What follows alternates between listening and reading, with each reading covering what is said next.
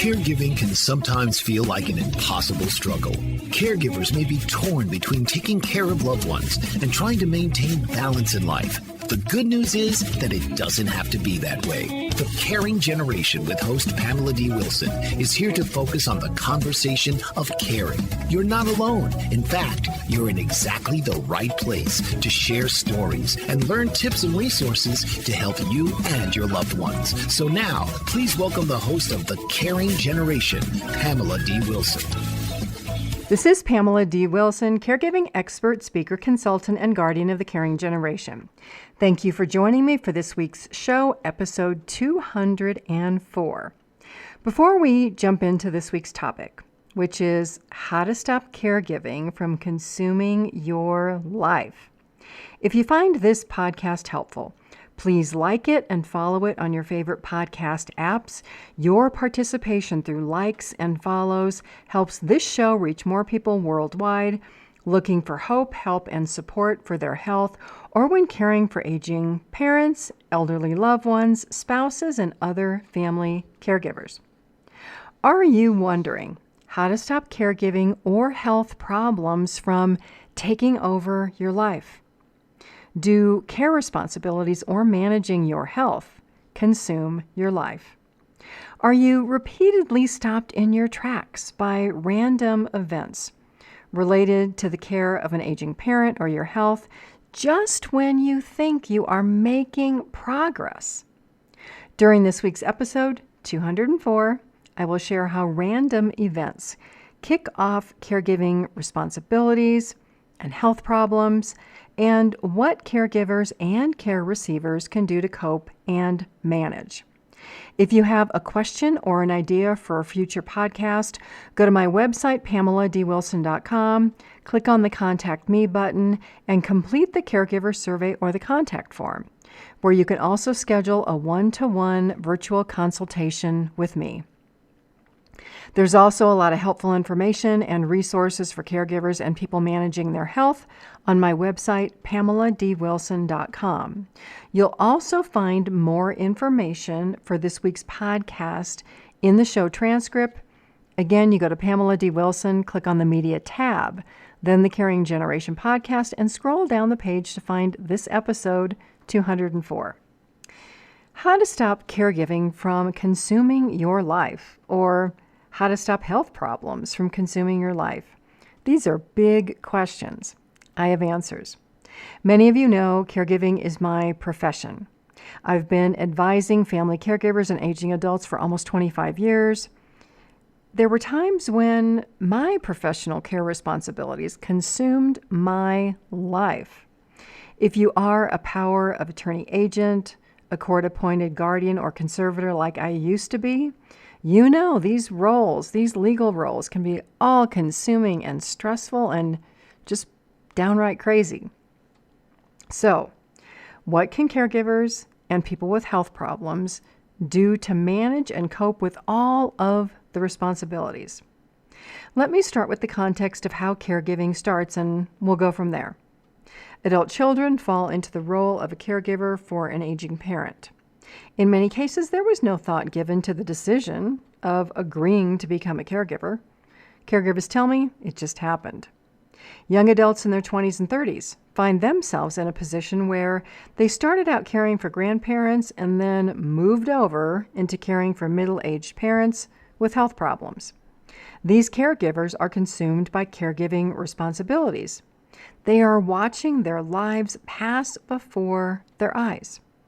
Then we have spouse caregiver situations. Some spouse caregivers have cared for a disabled husband or wife for years. Some of these situations eventually grow to be abusive or neglectful. Sometimes the caregiving spouse is verbally abused by the spouse that they care for. Sometimes the caregiver spouse is the abusive person because they've lost patience with the person they care for. These situations can be very difficult to manage because nobody wants to make a significant change. In any of these roles, you can learn how to stop caregiving from taking over your life or health problems from taking over your life. but only if you're willing to practice what you want in your everyday life. And if you are the person with the health problem or the caregiver, sometimes you need the courage to speak up and to make drastic changes. Caregivers can be empathetic about the needs of parents and elders who have difficulty managing their lives or their health, but they do not have to accept the responsibility for solving these problems. Problems belong to the people who created them. Finding solutions is the responsibility of the person who created the problem. Now, somewhere along the way, there may be or may have been an enabler. This can be a person who, instead of encouraging another person to take responsibility and be independent, makes them more dependent by helping too much. So this person may not know how to help themselves. They may not know how to think for themselves, and they may need a little more help.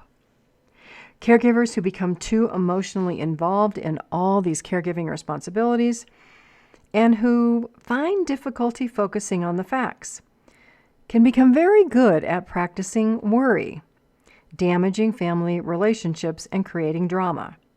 Who hasn't at one time felt responsible for the problems or pain of another person who experienced unfortunate events or who lived in the moment and didn't consider what might happen in the future with all of the unpredictable things that happen in life?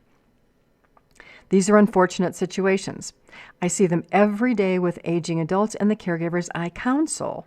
When one does not consider the necessity of planning, time passes and previously available options disappear. The clock doesn't run backward. Time runs out. In these situations, the best that can be done is to work with what you have, which is often less than an ideal situation.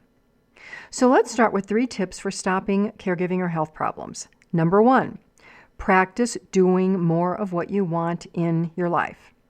This can involve saying no to more requests for your time so that you can spend time on yourself and what you want your life to look like. Work on your physical and your mental well-being. Remaining healthy and positive takes daily practice and work. It's not easy. If it were, everybody would be healthy and have a positive outlook on life. Number 2, practice boundary setting. Boundary setting with yourself, boundary setting with others. This can be anything from, I don't want to spend time with negative people or complainers, so you find new friends. You may decide to limit time with an elderly parent whose behaviors can be harmful and draining. You go over, do your tasks, and leave. Number 3, realize that life is cause and effect and understand how to make this work for you rather than against you. People cause things to happen in their lives through their actions. For example, you attend college, and if you study, you write papers, you pass tests, you are persistent, you don't give up, you graduate. Maybe you practice a musical instrument so you can play a song that you like. Maybe you want to play in a band or conduct an orchestra. But occasionally, some random event that could not have possibly been predicted takes you away from an intended path. This random event can turn you into a caregiver in the blink of an eye, or it can make you a person with a health problem who needs care or help from other people. Let's talk about a cancer diagnosis to make randomness more easy to think about. Where does cancer come from? Only 5 to 10% of cancers are considered hereditary, meaning caused by family genetics. Passed down from your grandparents to your parents to you, you pass the genes down to your children, and so on. Most cancers, 90%, are random. They arise from environmental factors like smoking, a poor diet, sun exposure, exposure to pesticides or chemicals, or from copying errors when the body's DNA produces a new cell and makes a mistake. That imperfect cell causes cancer. Cancer strikes people who live healthy lives. Non-smokers, people who eat healthy diets, have healthy weights, exercise, people who have no exposure to alcohol or substances, no family history of cancer. Cancer also strikes individuals who are not healthy. There's no rhyme or reason to randomness, which is why planning ahead for aging and health is so important. So, in the middle of having a random event affect your life, you can let the event drag you down into a dismal place of depression and worry and anxiety. Or you can find ways to cope and manage and even fight to regain your status or your place in life before that random event took you off track. This random health event can be a heart attack, a stroke, or a car accident that results in paralysis. In any of these situations, the person with the health problem and the caregiver has hard decisions to make. There's a lot of stress that the mind has to process. Managing thoughts and controlling the mind is the next thing for you to consider to stop caregiving or health problems from taking over your life. How the mind processes these events and these daily challenges and these difficult choices is critical to surviving and returning to a life that is as normal as possible. Some people are so shocked and traumatized by a random cancer diagnosis that they practice thinking about cancer every day, which impacts how the body responds to cancer treatment. Chemotherapy and radiation are life-affecting. To equate this to a caregiver's experience, think of becoming a caregiver and being consumed by responsibilities to the degree that you don't have a life. All you're thinking about is caregiving. So as a caregiver, you can focus on maintaining the important things in your life by limiting your involvement and helping the person who needs care to help themselves or to find other options for assistance. Now, if a loved one has a serious health problem like dementia and they can't help themselves, you may need to do a little more footwork. But when you think daily about caregiving and the responsibilities, and you become anxious and depressed and resentful, all of this consumes your mind and your time. And there's some point where eventually you forget who you were before caregiving. That life you had is gone because you stopped practicing, taking care of yourself, spending time with friends, building your career, focusing on your marriage, raising your children, and other things that were important to you. Thoughts and actions are practiced. Thoughts train the mind. It can be tough to control a mind that wants to worry, a mind that is scattered, a mind that says, I'm too tired to plan. I don't feel good today. I don't want to make hard decisions. I don't know how to do that. I don't want to do that. Putting things off or delaying is so much easier, but there may be more problems to deal with later, so there's a trade-off. Not having early discussions with siblings and aging parents about care is usually delayed by the caregiver or the family. Not having these conversations, not knowing how to have the conversation, what to talk about, or not realizing the short and long-term consequences is the thing that results in having more problems to deal with later on. So there is a trade-off caregivers make when they jump in to provide care and do not say, whoa, stop, wait a minute, we need to talk. Another way to stop caregiving from taking over your life is not to think of this as a permanent role. Put a time limitation on caregiving with a hard stop. You know through daily practice that if you have to be at work at 8 a.m., you must leave your house by 7:15. 7:15 is your hard stop. No negotiating. You're out that door. Many caregivers I speak to think caregiving will be this short-term project for a few months, 6 months, maybe a year. This caregiver, when I speak to them, is shocked to still be in a caregiving role 3, 5, or 10 years later.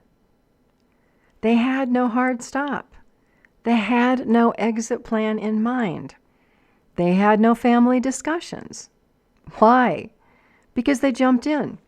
They practiced caregiving, and they got so good at it that they excluded everything else from their life. They left their family behind, friends behind, personal interest, activities, their health, their career advancement.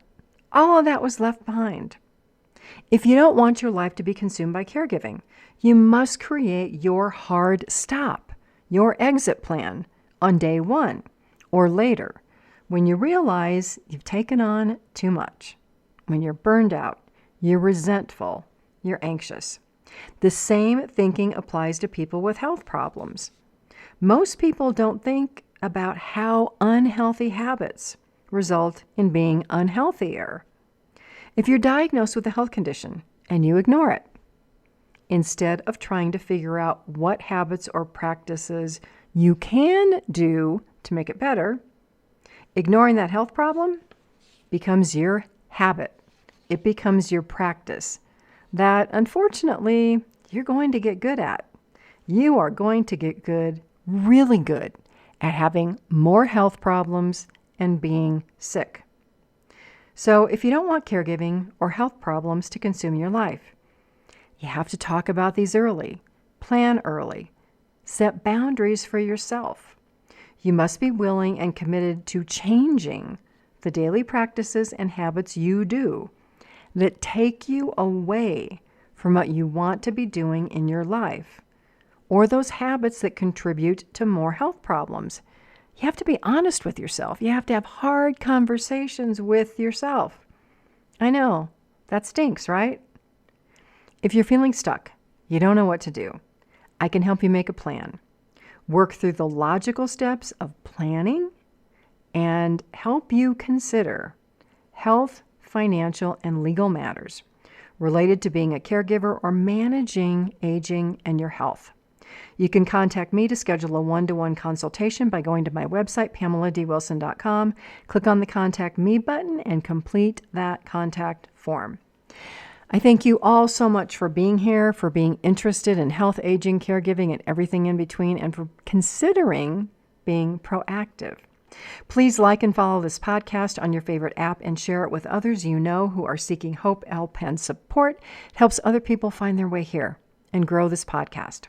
I'm Pamela D Wilson, a caregiving expert, advocate, and speaker. You're with me on The Caring Generation. I look forward to being with you again soon. God bless you all. Sleep well tonight. Have a fabulous day tomorrow. And enjoy each day until we are here together again. Tune in each week for The Caring Generation with host Pamela D Wilson. Come join the conversation and see how Pamela can provide solutions and peace of mind for everyone. Here on Pamela D Wilson's The Caring Generation.